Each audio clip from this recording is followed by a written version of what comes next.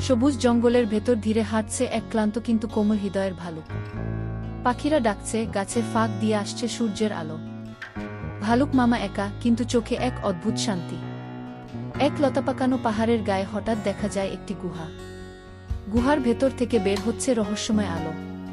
অবাক হয়ে থেমে যায় ভালুক মামা, ধীরে ধীরে এগিয়ে যায় সেই গুহার দিকে। গুহার ভেতরে প্রবেশ করতেই দেখা যায় এক ঝর্ণা, কিন্তু সেটা আলো দিয়ে ঝরে পড়ছে। দেয়ালের গায়ে প্রাচীন লেখা, চারদিকে জ্বলজ্বলে এক জাদুকরী পরিবেশ। ভালুক মামা দেয়ালের লেখা পড়ছে। লেখা, আলো আসে যখন তুমি অন্যের জন্য জ্বলে ওঠো। তার চোখ বড় হয়ে যায়। মৃদু আলো তাকে ঘিরে ধরে। হঠাৎ ঝর্ণার মাঝে থেকে এক সোনালি আলো উঠে আসে। সেটা ঘিরে ধরে ভালুক মামাকে। তার শরীর জল জল করে ওঠে, যেন তার ভেতরের শক্তি জেগে উঠছে। গুহা থেকে বেরিয়ে আসে ভালুক মামা। জঙ্গল যেন একেবারে বদলে গেছে। পায়ে পায়ে ফুটে উঠছে ফুল। পাখিরা গান গাইছে। প্রকৃতি যেন ফিরে পেয়েছে প্রাণ।